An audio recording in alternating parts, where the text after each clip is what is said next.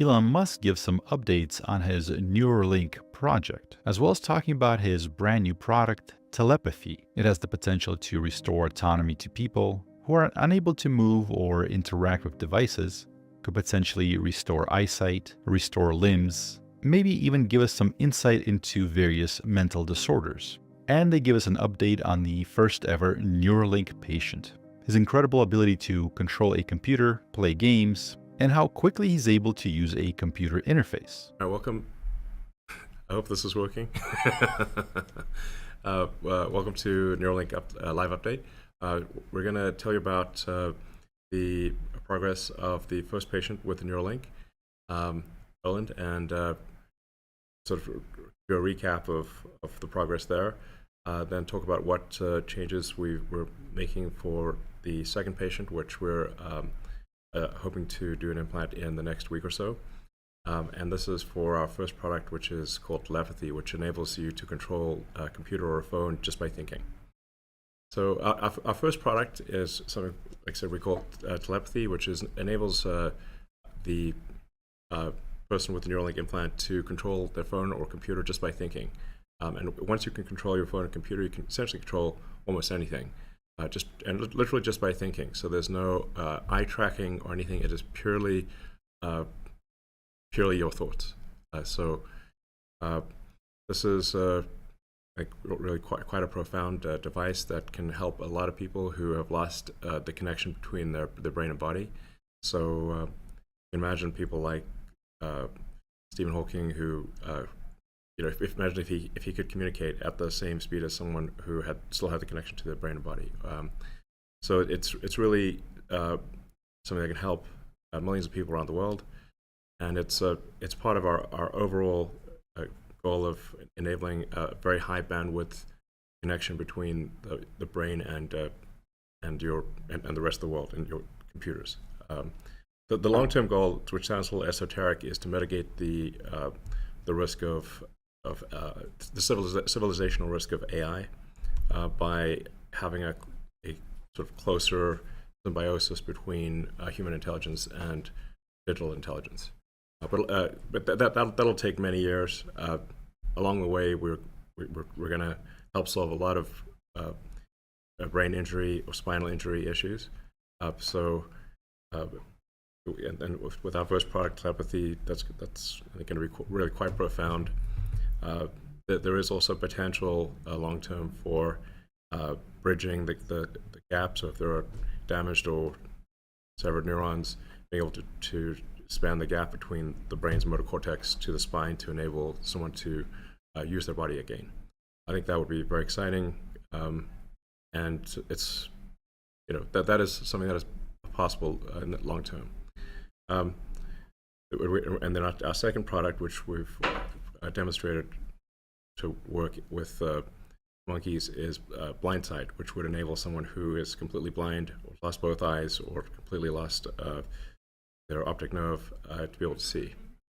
So that's something that we hope to demonstrate in the future.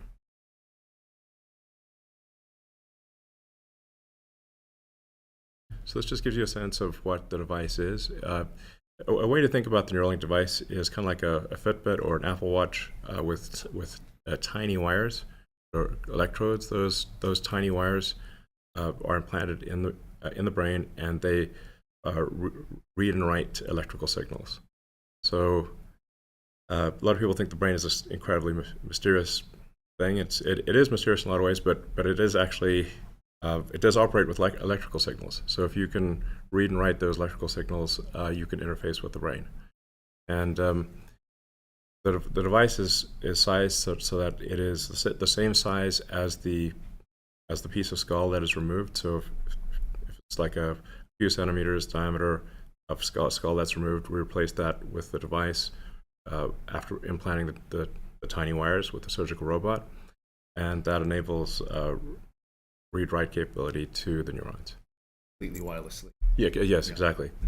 It's completely wirelessly. So, like, I could have a Neuralink right now, you wouldn't know. And it charges inductively, so you could just basically have an electromagnetic pad that you charge the device with. So yeah, it's like an Apple Watch, exactly. So except that it's actually a much harder technical challenge to solve, given Right. that there's limit as to how much you eat the brain tissue. Whereas for phones and You have a hot Apple Watch, watch you or don't actually whatever. really care how much if it's sitting on a table. sure.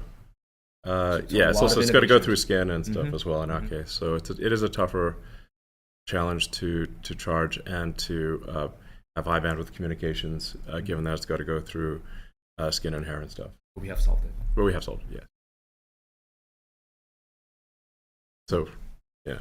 Yeah, so our first step with the telepathy is basically to unlock digital independence for people with paralysis and to allow them to control the computer just with their mind without moving their body.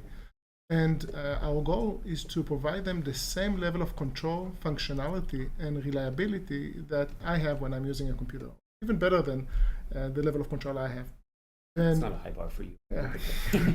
Actually, Yeah. just to be clear, this guy, he's controlling this with his brain. So he's not, like, you can't see his hands in this video, but he's not using a mouse and keyboard. He's just, thinking about how to move the cursor and playing Civilization 6. No eye tracker. Right, there's no eye Completely tracking. Yeah. from I mean, thoughts. he's live Correct. streaming it. He's- Like, you this can is go watch this on Twitter. Just thinking. Yeah, That's it. Just thinking. This Like- is just a couple days Like ago. cursor move here. Yeah, yeah, Yeah, this is like last night or 2 nights ago, something. yes, yeah, I think the way he also described it is he's using the yeah. he has many more videos on his on the platform. Definitely check them out. Yeah, so he's streaming that live and also can talk and like move his head without any problem, multitasking. Yeah, you can also, like, if you join this live stream, you can ask him questions. He'll tell you all about what it's like to move the brain. Also, I think I haven't played Civilization myself, but I think this is actually not easy mode. This is expert mode, This is Emperor mode. Yeah. emperor mode. If you have played Civ, Emperor mode is like the highest difficulty level. Just the point is, like, this is a cognitively demanding task while live streaming, playing the hardest mode of the game, and he's able to do that while moving Yeah, the cursor. talking, Yeah. engaging with the audience Yeah. while playing games. One of the other games he likes to play a lot is chess. I think it gets lost sometimes that he's actually playing speed chess, Against me, yeah. which requires an incredibly high fidelity degree of control and speed of control in order to be able to win. So also another cool stuff about our device is that you can use it anywhere, anytime.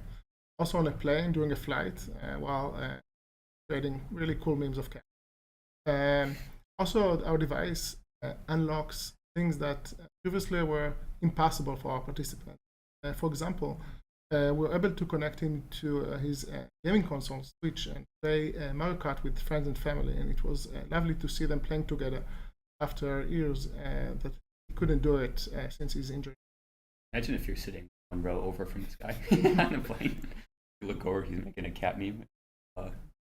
Nothing No, moves. no hands, no movement. Yeah, Live in a weird world. yeah, it's strange time. Yeah, and he loves using the device and using it independently daily to watch videos, read, play games, using the browser. And the key metrics that we care is to make sure our device is actually useful is basically the amount of hours you use the device daily and weekly, and we track it weekly since the surgery. And on weeks that he's not too busy and not traveling, he can even reach 70 hours of using the device a week. This is amazing. He would, of course, love to use it more, but need to run research sessions. He needs to sleep sometimes, and also, of course, to charge the device once in a while. Hopefully, we'll improve that over time. I think that maybe not obvious to people who are watching this. Like, it's a normal MacBook he's controlling. This isn't like some limited edition thing where there's only a few options. Like, he can just do anything that you can do on a MacBook Pro. Same one I have on my desk, actually. It's the exact same one. And maybe another interesting point is that on the first day he used BCI, brain control, he was able to break the previous world record for cursor control just by using the brain. And recently he even doubled it and was able to outperform about 10% of our engineered Neuralink. And you can be sure that we are very good in this game and very quick. And if you want to check out how well you can do it, you can do it on our website. And it's very addictive game. Yeah, it's a very simple game. You just have to click on the square, but it's actually, even though it sounds silly, it's quite a yeah, it can be it sounds like it can be quite addictive, and it's especially if you get a low score and you think, there's no way I gotta. So I mean, anyone who wants to try this, I recommend going to the Neuralink.com website and seeing if you can beat Nolan's record, and you will find that it's actually quite difficult to do so. And this is really with version 1 of the device and with only a small percentage of the electrodes that are working. So this is really just the beginning, but even the beginning is twice as good as the world record. This is important to emphasize. The media has a habit of saying that the glass is 10% empty, but actually it's 90% full.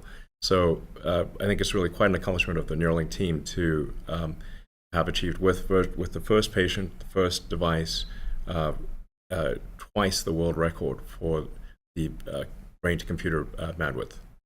That's really an astonishing, an amazingly great outcome, and it's only going to get better from here. So the potential is to ultimately get, I think, to megabit level. So that's part of the long-term goal of improving the bandwidth of the brain-computer interface. If you think about how low the bandwidth normally is between a human and a device, the average bandwidth is extremely low. It's I said less than 1 bit per second over the course of a day. So if there are 86,400 seconds in a day, you're outputting less than that number of bits to any given device, except in perhaps very rare circumstances. So this is actually quite important for AI. Basically for human AI symbiosis is just being able to communicate at a speed the AI can follow. So yeah, just to emphasize again, he's performing at this extremely high level with about 15% of his channels functional. And so we want to mitigate any of the problems that led to that situation. So, the brain is a fascinating organ. I'll share with you some of the secrets about the brain. During any typical brain surgery, a small amount of air is introduced into the skull. That's because neurosurgeons like to have as much room as possible around the brain. And so there's this little known control mechanism of allowing the CO2 concentration in the blood to rise a bit, which allows the brain to either expand or contract depending on where you target that CO2. So typically neurosurgeons will have the brain shrink by lowering CO2. What we're going to do in our future surgeries is keep the CO2 concentration actually quite normal, maybe even slightly elevated, and that'll allow the brain to stay its normal size and shape during surgery. That should eliminate this air pocket that we saw in the first participant. That air pocket, we think, may have contributed to eating up some of the thread slack as the air bubble migrated to be under the implant, push the brain away from the implant. And so that's easy enough to fix. Another consideration that we want to focus on for our upcoming participants is that the brain, think of it like a really complex folded onion. It's layer upon layer of sheets of neurons all over the surface of the brain, folded into this odd-looking shape. The folds of the brain travel down deep into the brain, and along with it go those onion layers of neurons.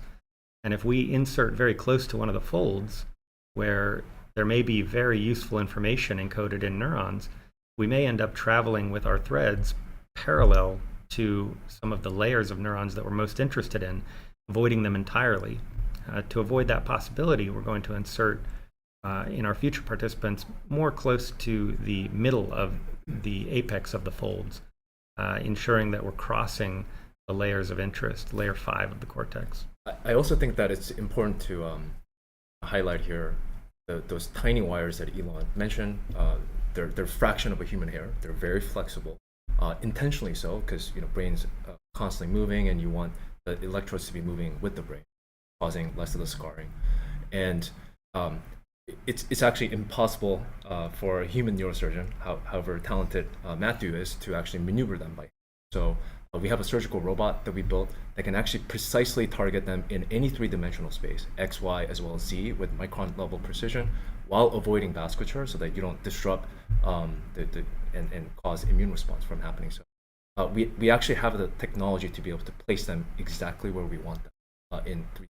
Yeah, it was truly amazing to see the surface of the brain after the robot had inserted all the electrodes on the first participant without a drop of blood in sight. It was really quite an achievement. Yes, so something that probably most people don't realize is that the brain appears to be sort of somewhat undifferentiated. So if you look at the cortex, it looks like a whole bunch of folds that where, maybe like it's not obvious just looking at, say, a picture of the brain that the brain is highly differentiated. That there's you pretty much know exactly where the part of the brain is that controls your right hand and your left hand and your leg and that kind of thing, or vision. It's actually quite precisely located. It's not. So some people might think, look at the brain like, oh, it could be anywhere, but actually your brain is highly differentiated, even though it doesn't look it. Yeah. Do you want to describe how we actually how we identify where to drill the cranial? Yeah. So we can put a patient that is considering this implant into an fMRI, so a functional magnetic resonance imaging machine, and ask them to imagine hand movements that, because of the spinal cord injury, don't happen. But just imagining those hand movements causes these areas of the brain to light up in the fMRI scanner. And so we have a pretty good idea, based in fact, for each individual participant, which part of their brain is going to respond to imagined movements of the hand. And so we can map those imagined movements, much as we all do when moving a mouse, to controlling a cursor on a screen, even without the use of a mouse. Yeah, but anyway, I think this is kind of an important point that it's not like the part of your brain that controls your hand might be anywhere in the cortex. This is not the case. It's going to be in a very specific region, and it's going to be extremely common across people. Precision is key too. Yeah. The left-handed, right-handed thing blew my mind too. Like if you're right-handed, you want the device on the left side. Yeah. The contralateral side to the hand. That's your dominant. Yeah. The left side of your brain controls the right side of your body. Yeah. Everything's crossed. Yeah. Another of the risk mitigations we're looking at in the future is that the implant has a certain size. The depth of the bottom of the implant is actually thinner than the average human skull. And so what we want to be able to do is control the size of the gap under the implant, give the threads that travel from the implant into the brain as much slack as possible. We didn't do this in the first participant because we didn't want to manipulate any of their tissue that we didn't absolutely have to. In upcoming implants, our plan is to sort of sculpt the surface of the skull very intentionally to minimize the gap under the implant, such that the bottom of the implant travels perfectly flush with the normal contour of the inner side of the skull. That will put the implant closer to the brain. It will eliminate some of the tension on the threads, and we think it will reduce some of the tendency of threads to retract the brain. And we actually built a tool to do that. Right. Yeah, this is a very important detail. You really want the inner contour of the skull to be flush, so that the implant there's no the brain doesn't want to pucker up into the gap. That's really quite a big deal. So it's like minimizing the air pocket and the implant being flush with the inside contour of the skull are two very important improvements. The additional benefit here is that you do see some amount of stick up, what we call stick up, so you minor bump in the head, but this actually eliminates that even further. Yeah, yeah. I mean, it's like really our goal is that if you run your hand over the top of the skull, you don't feel any bump, you don't feel any device, and that even if someone was bald, you wouldn't really even notice it. And then from the inner contour of the skull, that the brain, from a physical standpoint, doesn't really notice that there's a divot in the skull because there's no divot.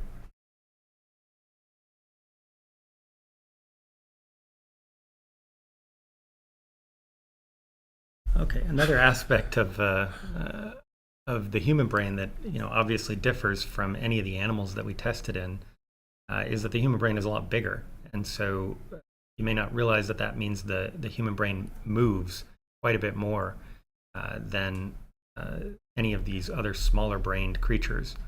And so when we open the skull, we see the brain travel toward and away from the robot about 3 millimeters in total as the heart beats and the breathing takes place. And so that movement, it adds a small challenge for the robot in precisely choosing a depth to insert each thread.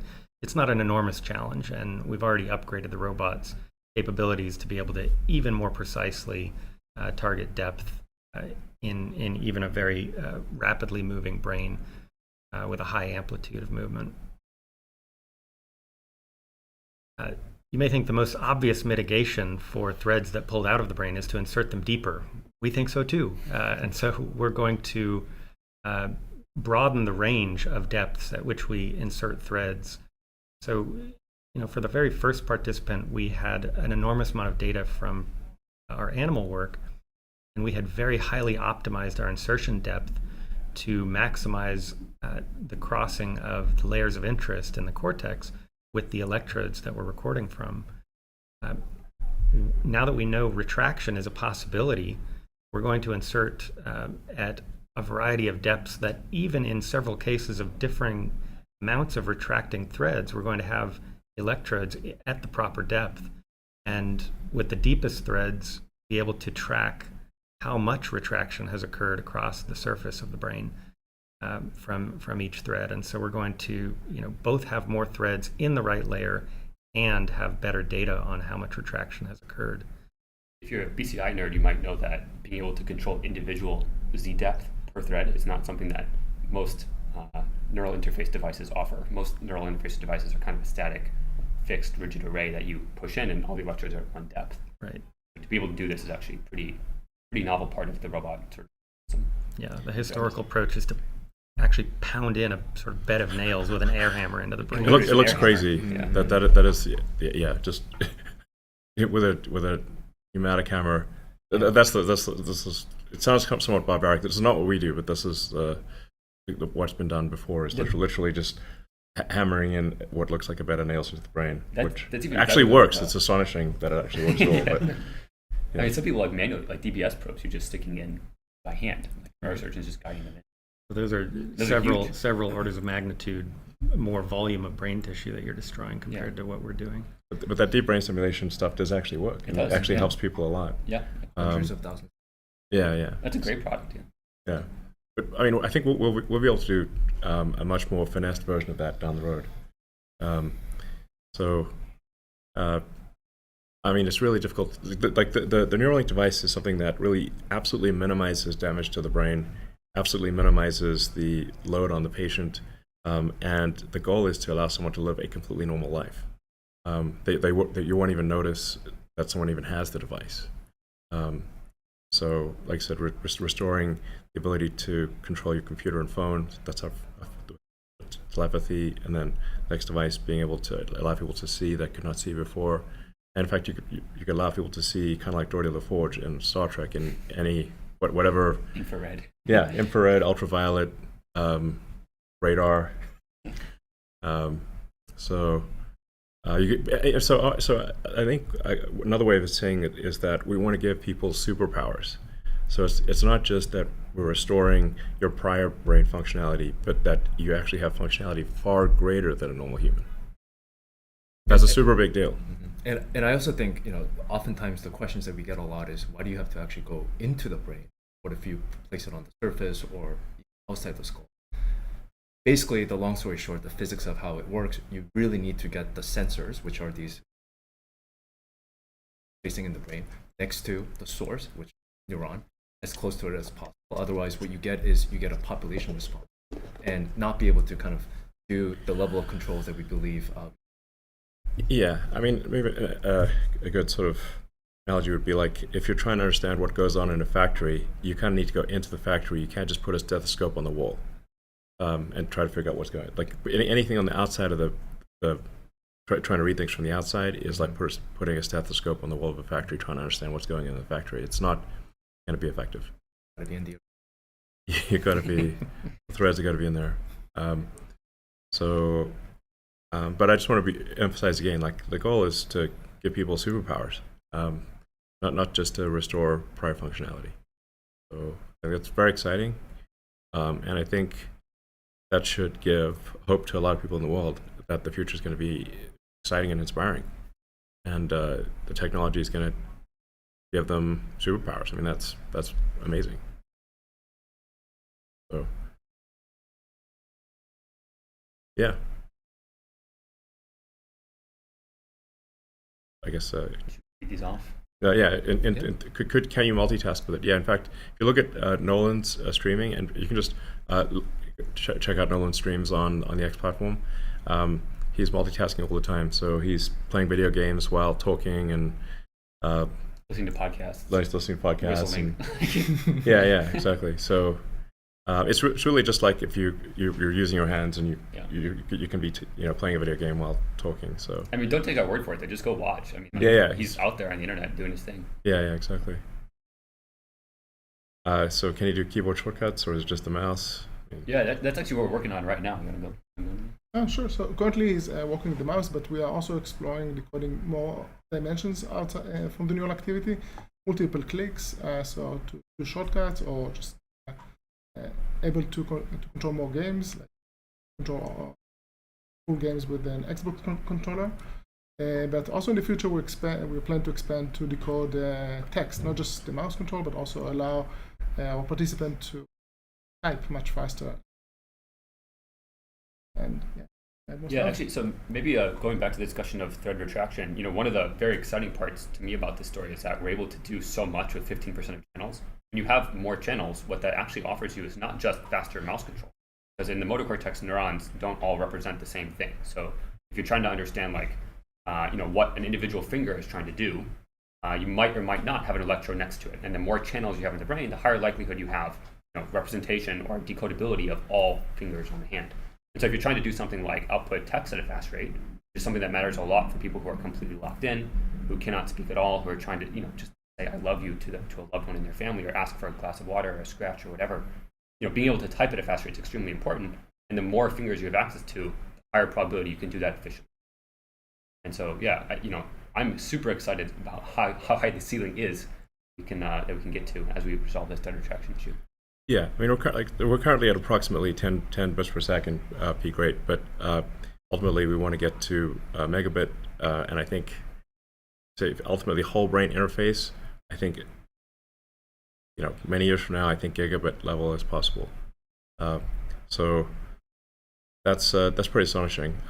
Now, this is still version 1 of our device. As we mentioned, it's version 1 with only 15% of the threads working. The current device has 64 threads with 16 electrodes on each thread. Our next device has 128 threads with 8 electrodes per thread. Because as we get more confident about where exactly to place the electrode, the thread, you need fewer electrodes per thread. So we can essentially, with the current device, without substantial changes, potentially double the bandwidth if we are accurate with the placement of the threads. And then our next generation device will have maybe even more channels. Yeah. So 3,000 end of the year. Yeah. So next device we're aiming for 3,000 channels. So this will just keep getting better and better. Really moving up, I think, in orders of magnitude in factors of 10, basically, in what kind of bandwidth. So I think it won't be all that long before someone with a Neuralink device can communicate faster than someone who has a fully functional body. And so I think faster than the fastest speed typist or auctioneer. The esports tournaments are going to be like you literally won't be able to speak faster than someone can communicate with a Neuralink telepathy device. Maybe a very interesting part of this Basically, we currently connect to standard inputs to the computer through mouse and keyboards. But very soon, as we will have a much broader bandwidth, we need to think about new ways to actually build the interface for the devices. This is something that we and very excited. Yeah, no, that's a good point, because the current input devices are centered around human hands. Yeah. So it's like we've got these little meat sticks that we move, and there's a certain rate at which you can move your fingers, and so we've got like the mouse and the keyboard and or the joystick control, like Xbox controller or something like that. But you really don't need that. You can actually you don't need, since you're no longer, if you're not trying to use your hands, you actually don't need those conventional control mechanisms.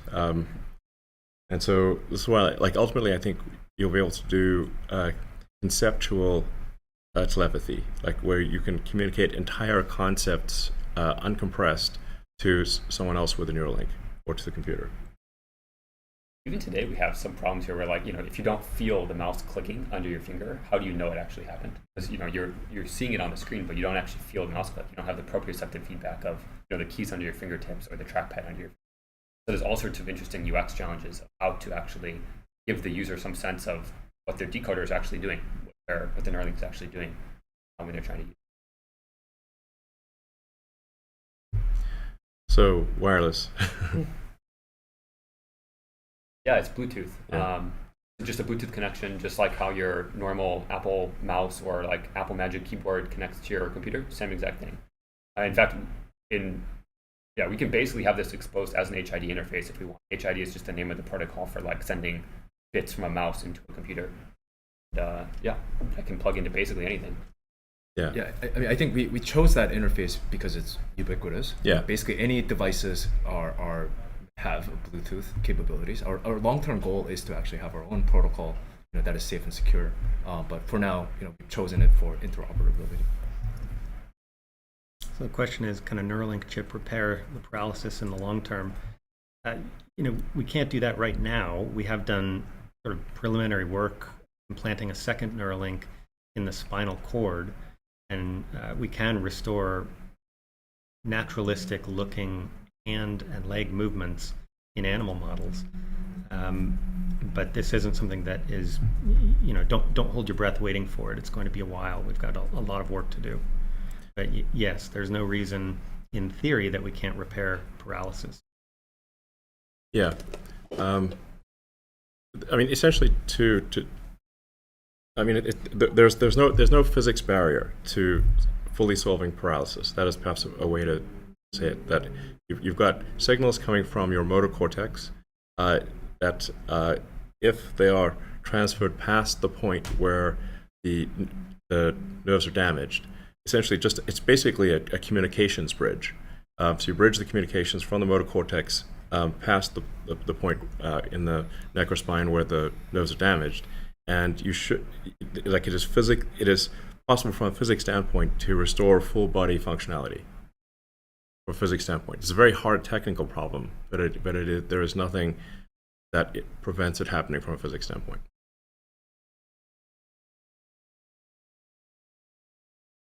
So, in terms of next phase of rollout, well, we really want to make sure that we make as much progress as possible between each Neuralink patient. So we're only just moving now to our second Neuralink patient, but we hope to have if things go well, high single digits this year, and I don't know, maybe this is somewhat dependent on regulatory approval and how much technical progress we make, but within a few years, hopefully thousands.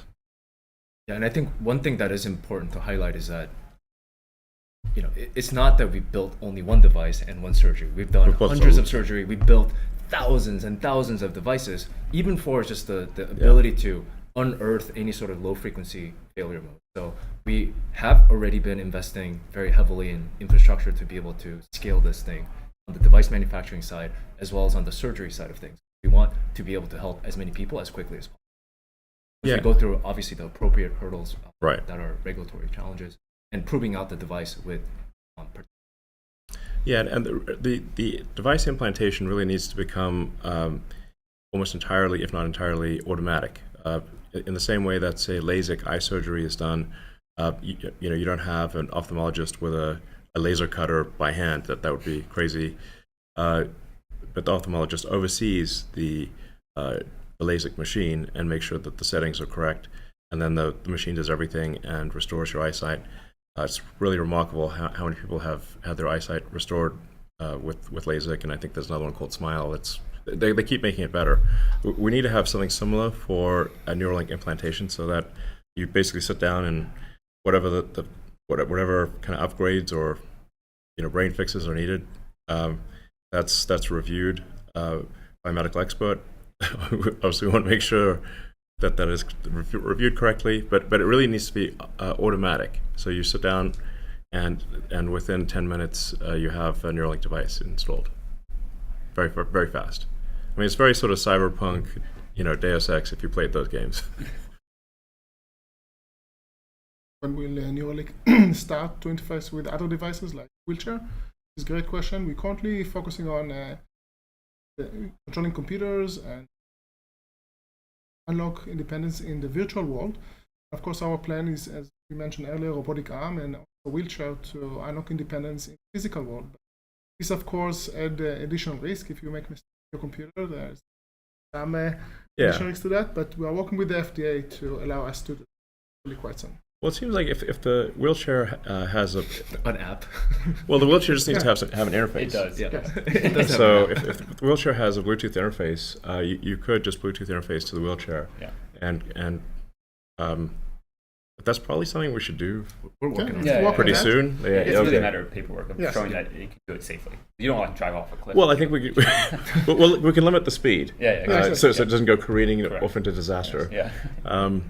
But so just make it go slowly at first. Yeah. But yeah, so being able to sort of, really the Neuralink device just should work generally for anything that's got a Bluetooth interface. Including potentially an Optimus. Yes. yeah. Yeah, yes, you could communicate with Optimus. Yep, absolutely. Optimus will. Well, you'll also be able to talk to Optimus, but like, Why not just beam it? but you could just instead of talking, Show you your could just beam it directly. Or if someone has lost the use of speech, then they can still communicate to an Optimus. They can communicate telepathically to Optimus or by Bluetooth, and so even if someone has completely lost the ability to speak, they could still control Optimus or their computer or phone. I mean, also, like, if you have an Optimus and you have a Neuralink, you can just directly map the brain signal to control of the physical arm of the robot. And that's a very meaningful thing. Like, if you know folks that have spinal cord injury, one of the biggest requests is to be able to scratch yourself. This is something that quite annoying, actually.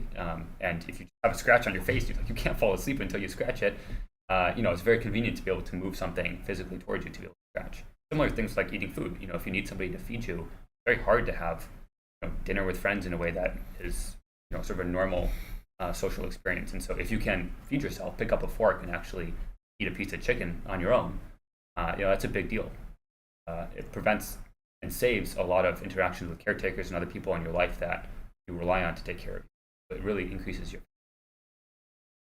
I think an exciting possibility long term also is to say, if you take parts of the Optimus humanoid robot and you combine that with a Neuralink, let's say somebody has lost their arms or legs, we could actually attach an Optimus arm or Optimus legs and do a Neuralink implant so that the motor commands from your brain that would go to your biological arms now go to your robot arms or robot legs. And again, you'd have basically cybernetic superpowers. Actually, so the latency from the Neuralink to your hand would probably be slightly faster than it is just to go to your physical hand. Mm-hmm. So you can imagine, like, if you're a piano player or anything that requires extremely fast hand movements, that you could actually have a pretty imbalanced right hand robotic arm control versus left hand physical arm control. That's one of them. Yeah, like I said, it's just kind of a cyberpunk Deus Ex future where you have cybernetic upgrades that are actually better than your biological limbs. And it's certainly we'll have a much as particularly as we expand to a large number of customers or patients for Neuralink, the understanding of the brain will improve dramatically because really there isn't a very fine-grained understanding of the brain today because there's just the sensors aren't good enough. You got fMRI, which is pretty good, but it's still not as good as actually having high bandwidth electrodes in the brain. Yeah, I think this is underappreciated as a research tool to move that whole effort forward of really knowing, what the physical substance of human thought is. We don't know to the degree that we need to. So Neuralink is actually a very powerful research tool. Yeah, I mean, I think we can ultimately understand and fix quite severe psychosis, or like if somebody's got if somebody's got like a delusion that they have a chip in their brain. Yeah, I was wondering if you're going to mention that one. We just want to be clear, there's only one person with a Neuralink chip in their brain. So for people out there who think we've put a chip in their brain, we'd like to assure you, for what it's worth, you probably won't believe us, but we did not put a chip in your brain, okay? So there's actually a remarkable number of people who think we have put a chip in their brain, but we have not.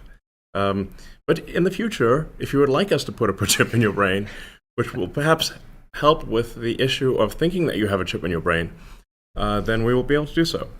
So there are people that have severe schizophrenia. They've got basically things that their brain is malfunctioning in some way, and this is actually due to really like physical circuitry issues. You can think of the brain as like really it's a biological computer, and if some of the circuits are crossed, it's gonna it's gonna crash, or it's gonna have issues that cause it to not work.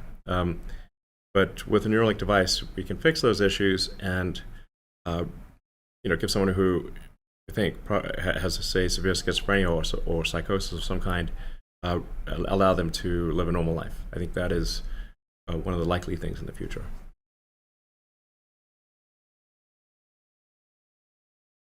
So, yeah, I mean, yeah. You can certainly imagine, like, I'm sure people have, like, parents, grandparents who've, have memory that's not working as well as it used to be. Sometimes they forget who their grandchildren are or what day it is, and this is something that a Neuralink device could help fix. I mean, that's actually one of the personal reasons. In many ways, like forms of, like you're literally losing your mind and part of your identity. Yeah. Which is a very, very difficult. Yeah.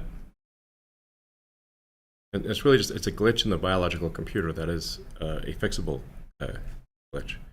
It's it's a short circuit essentially.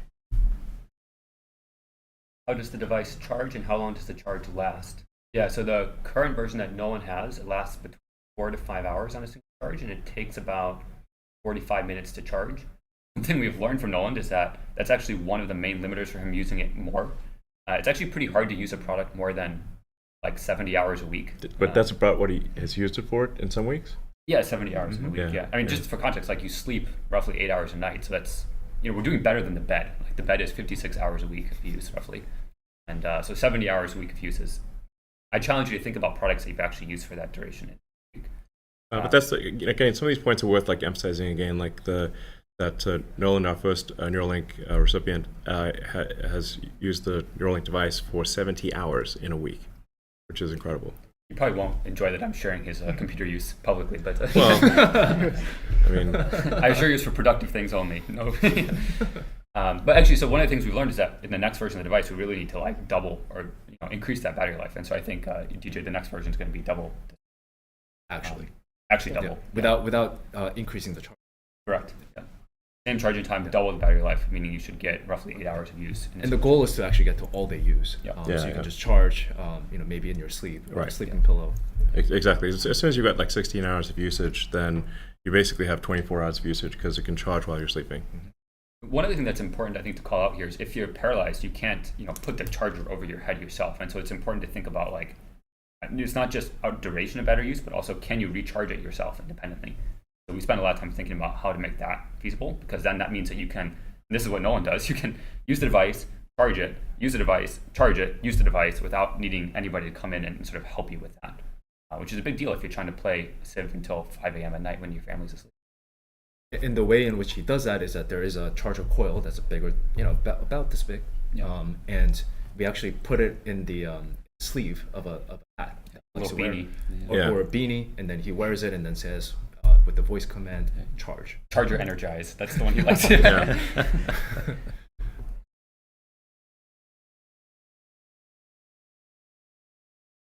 How would writing work? The current device that Nolan has is reading. So it's trying to read his essentially like wrist movement from one hand.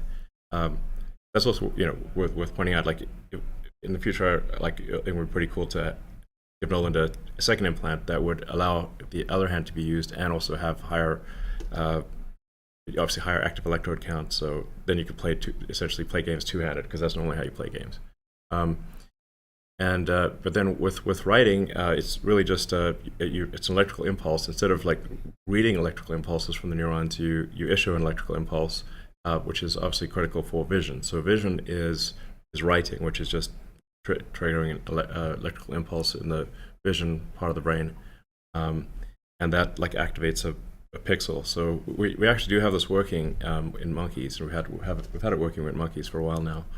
Where you can sort of flash a pixel and then you watch where the monkey. Obviously, the monkey's like, what? Monkey's a little surprised to see like, hey, there's a flash here and a flash there, but it gets used to it after a while. But it just you can see that the pixel is in the right location because the monkey's eyes will dart to that location. It's not on the screen. Like there's no pixel on the screen. There's no pixel on the screen. Pixel in the brain. Yeah. Just like. Yeah. You can just verify that you're triggering a pixel in the right part of the brain. So. The initial resolution for vision will be relatively low, sort of Atari graphics type of thing. But over time, it could potentially be better than normal vision. Yeah. And then I guess in terms of some additional applications for where writing to the brain can be useful is motor applications. As Bliss mentioned, there is feedback. Need feedback, right? There's a proprioceptive feedback. There's a tactile feedback. Especially for a robot arm, like if you're trying to grasp a cup, right. You need to know you got it. Yeah. When I grabs an egg. Yeah, an for you egg. to know that you actually got It's a very much a delicate balance of not just initiating the movement, but getting the feedback and controlling it accordingly. So there is a somatosensory cortex that's right adjacent to the motor cortex that could be beneficial. Motor movements.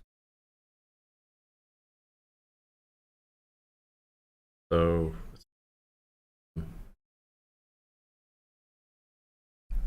Any changes in neural growth after the device is inserted?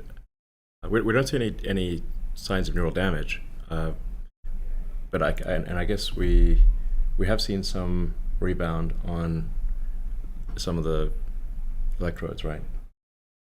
Correct, and then also, I guess brain is very plastic. So it's not that plastic. Well, it does diminish quite a bit after age 10, 20.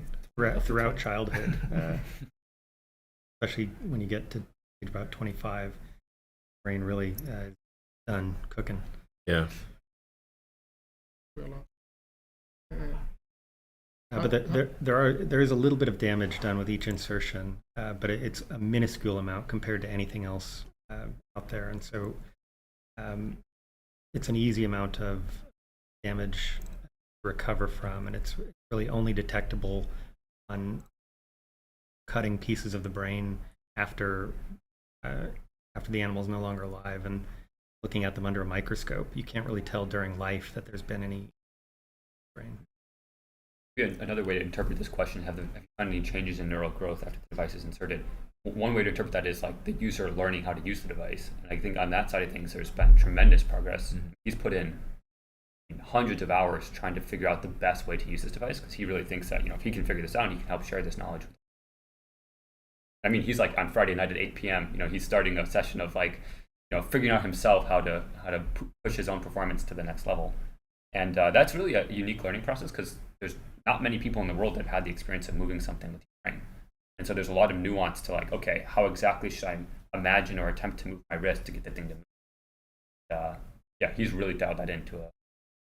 Also, just the sheer number of hours that he's Yeah, used, it's insane. even in the past 6 months, right? Yeah.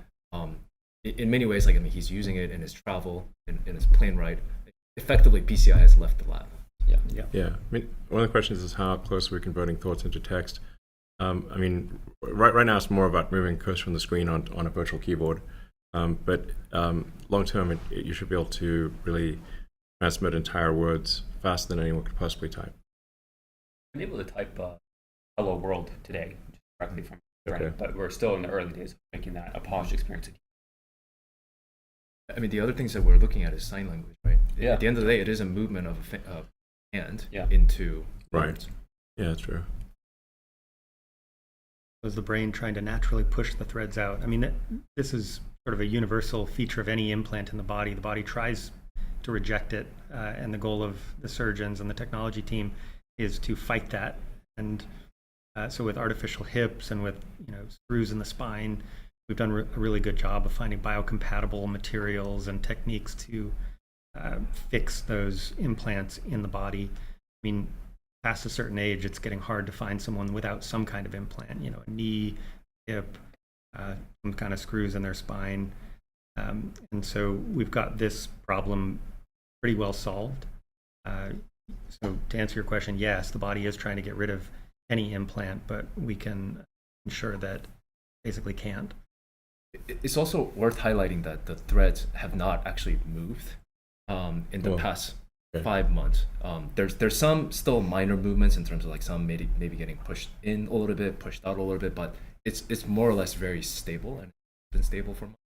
And the reason for that is, once you do a brain surgery, it takes some time for the tissues to come in and then the scar tissue or the neomembrane to actually come in and then anchor the threads in place. And once that happens, everything has been stable and you haven't seen much movement. That's where the world record performance starts to come in. Yeah, that was a couple weeks ago. Yeah, the threads, it is important that the threads be extremely tiny. If they're extremely tiny, then the brain does not, the smaller they are, the less likely the brain is to react to them. So that's why you want the threads to be extremely tiny and also to minimize any damage to neurons. By the way, on that note, we do plan to actually share some of the kind of the tissue response in detail in some of the later upcoming updates. Yeah. It is quite a challenging, it's challenging on many fronts to do something like this because you're trying to read and write electrical signals, but you need to have, the threads themselves need to be like electrically isolated and not subject to corrosion in the body. So like just metal by itself is somewhat subject to corrosion or being attacked. So it's like in terms of the various coatings and things to actually make this electrode work while not actually eroding its performance over time is very difficult. Human body is a very, very harsh environment. Very harsh environment. It's a bag of salt water with bad sensors that's elevated temperature that is well regulated. I mean, I'm sure people have experienced dropping their electronic devices in a seawater and in an instant. Yeah. So we better sort of wrap this up soon. I don't know if there's like a few last questions. Yes. So a good question. So what about upgrades? So yeah, we do think it's going to be important to be able to upgrade the device over time. Just like you wouldn't want like an iPhone 1 stuck in your brain forever. If you've got an iPhone 15, you probably want the iPhone 15, not the iPhone 1. I think people over time will be able to upgrade their Neuralink. So we'll take the Neuralink device out and put a new one in. We have done this with some of our animals, and they've actually, in one case, we did it with we upgraded a device 3 times, and was it with a pig?